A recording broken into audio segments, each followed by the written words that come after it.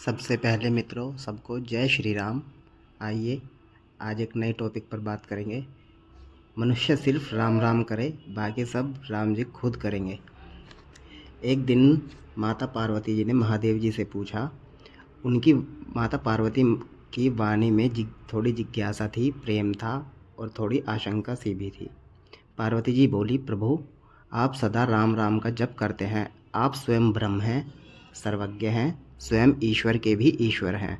फिर भी आप किसी और के नाम का जप क्यों करते हैं? मैंने सुना है आप कहते हैं मनुष्य केवल राम नाम जपे, बाकी सब राम करेंगे। इस वाक्य का क्या अर्थ है? क्या इतना सरल है कि केवल राम नाम जपने से सारे कार्य सिद्ध हो जाएंगे? क्या बिना प्रयास बिना कर्म के केवल नाम जप से मुक्ति संभव है? शिवजी बोले, देवी तुम्हारा प्रश्न केवल शब्द नहीं, यह समस्त मानवता का प्रश्न है। हर युग में हर जीव यह जानता है कि क्या नाम मात्र से सब कुछ हो सकता है। सुनो पार्वती, राम नाम कोई सामान्य नाम नहीं है। यह नाम नहीं, यह साक्षात परम तत्व है, परम ब्रह्म है। जो मनुष्य राम नाम कहता है वह केवल उच्चारण नहीं करता, वह अपने भीतर ईश्वर को जागृत करता है।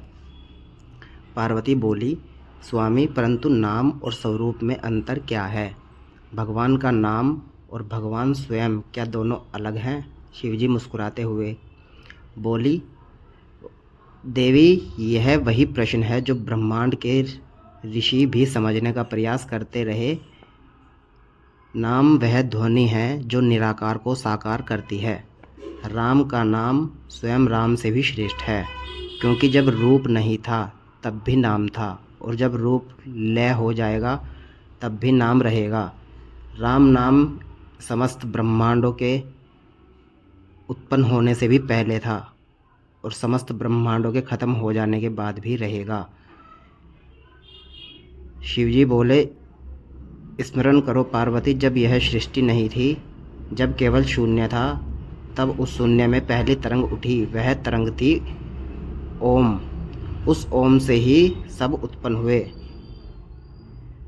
राम नाम के प्राण हैं, ओम के प्राण है राम, जो सर्वश्रेष्ठ अभिव्यक्ति है। यह नाम सृष्टि का बीज है।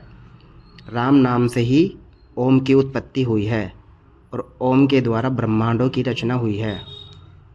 जैसे बीज में वृक्ष छिपा होता है, वैसे ही राम नाम में संपूर्ण ब्रह्मांड छिपा है।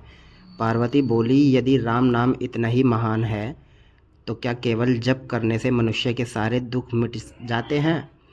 शिव बोले, देवी मनुष्य को केवल जप करना नहीं है, उसे भाव से जपना है, शब्द से नहीं, हृदय से। जो केवल जीभ से जपता है उसे फल उतना नहीं मिलता जितना बीज को बिना मिट्टी के बोने से मिलता है। पर जो राम नाम को अपने प्राणों में बसाता है, उसके जीवन में राम स्वयं उतर जाते हैं।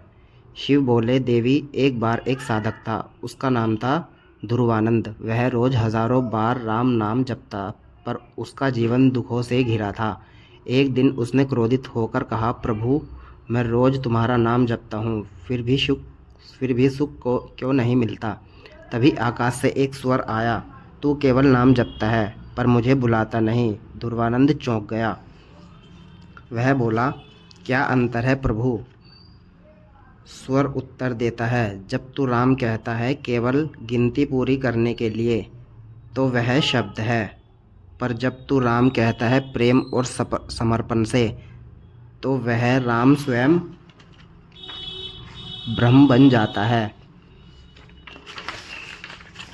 उस दिन से ध्रुवानंद ने जपना बंद नहीं किया, पर अब वह हर बार आंसुओं से जपता। धीरे धीरे उसके जीवन के सभी संकट दूर हो गए। देवी यही है राम नाम का रहस्य। पार्वती बोली, यह अर्थ यह हुआ प्रभु, मनुष्य को केवल जप नहीं करना बल्कि अपने भावों को भी शुद्ध करना है। शिव बोले, सही कहा पार्वती, नाम जप ही तो साधना का सबसे सरल मार्ग है, परंतु यह तभी फलदायक होता है जब हृदय में अहंकार न हो। देखो, जैसे कोई बीमार व्यक्ति केवल दवा देखकर नहीं बल्कि दवा खाकर स्वस्थ होता है, वैसे ही मनुष्य केवल नाम देखकर नहीं बल्कि नाम जपकर नाम में विलीन होकर मुक्ति पाता है।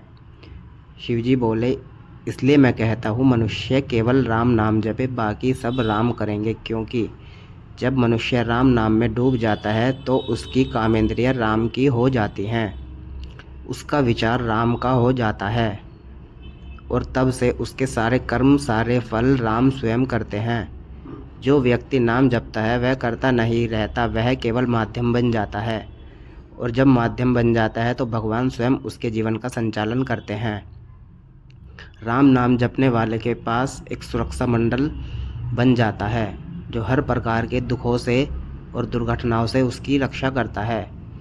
राम नाम जपने से ब्रह्मांड की ऊर्जा प्राप्त की जाती है और ब्रह्मांड की ऊर्जा जब प्राप्त हो जाती है वो शरीर में रहने लगती है और जिस दिन ब्रह्मांड से कांटेक्ट हो जाता है उस दिन सभी आपकी इच्छाएं पूरी होने लगती है। आप जो जो सोचते हैं सब पूरा होने लगता है। पार्वती आश्चर्य से बोली, प्रभु इसका क्या अर्थ है कि मनुष्य को कोई कर्म नहीं करना चाहिए? शिवजी बोले, नहीं देवी, कर्म त्यागना नहीं, कर्ता भाव त्यागना आवश्यक है। राम नाम जपने वाला मनुष्य कर्म करता है पर यह मानकर कि मैं नहीं, ये मेरे राम जी कर रहे हैं। यह भावना ही उसे अहंकार से मुक्ति दिलाती है और जब अहंकार मिटता है तो क्रमबंधन नहीं बनते, वे भक्ति बन जाते हैं। शिवजी बोले, सुनो देवी, एक गृहस्थ था, उसका नाम था हरिदास। वह रोज़ व्यापार करता था, संसार के कामों में उलझा रहता था पर हर कर्म से पहले कहता जय श्री राम, जय श्री राम। धीरे धीरे उसका जीवन बदल गया। लोगों ने पूछा, तुम्हारे पास न धन है न बड़ा घर है, फिर भी तुम इतने प्रसन्न कैसे रहते हो? हरिदास बोला, क्योंकि मैं कर्तापन राम को सौंप देता हूँ, मैं केवल नाम जपता हूँ, बाकी सब मेरे राम करते हैं। और तुमने कहा कि मेरे पास धन नहीं है, पर मेरे पास वो धन है जो दुनिया में किसी विरले के पास ही होता है। तो लोग उससे पूछने लगे, ऐसा क्या धन है तुम्हारे पास?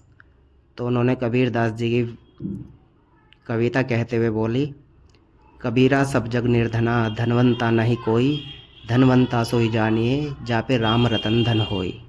कि इस जग में सब निर्धन है, कोई धनवान नहीं है, सिर्फ धनवान उसी को मानना चाहिए जिसके पास राम नाम का धन हो।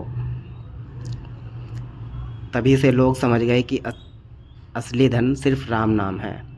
देवी, यही तो सार है। जब मनुष्य यह समझ लेता है कि मैं नहीं करता, तब स्वयं राम करते हैं और जीवन सहज हो जाता है। पार्वती बोली, नाथ, अब मैं समझ रही हूँ, राम नाम केवल शब्द नहीं, यह एक शक्ति है, एक जीवन मार्ग है। शिवजी बोले, हाँ देवी, नाम जप से साधक का मन शुद्ध होता है, बुद्धि स्थिर होती है, आत्मा परमात्मा से जुड़ जाती है। जब वह केवल राम नाम जपता है तो धीरे धीरे राम उसके भीतर के सभी कार्यों का संचालन करने लगते हैं। इसलिए कहा गया है, मनुष्य केवल राम नाम जपे, बाकी सब राम करेंगे। और राम जी करते भी हैं। राम जी अपने भक्तों के ही अधीन है। राम जी अपने भक्तों पर किए गए द्रोह को सबसे बड़ा द्रोह मानते हैं। राम जी अपने भक्तों की सभी इच्छाओं को पूरी करते हैं। राम जी बहुत दयालु हैं। शिवजी बोले, देवी, यह संसार कर्मों का क्षेत्र है, पर नाम जप वह कुंजी है जो कर्मों को ईश्वर से जोड़ देती है। जिसने राम नाम पकड़ लिया उसने राम का हाथ पकड़ लिया। पार्वती बोली, नाथ, क्या हर कोई इस राम नाम की शक्ति को अनुभव कर सकता है?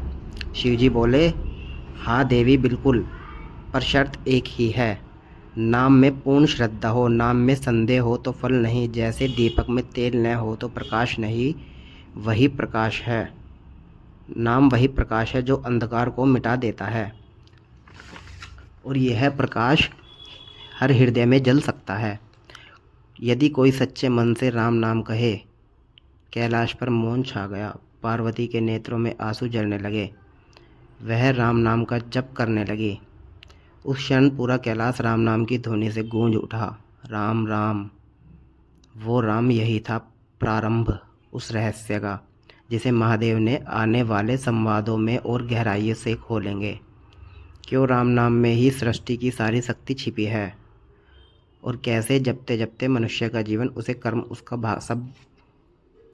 उसका भाग्य सब राम कर देते हैं।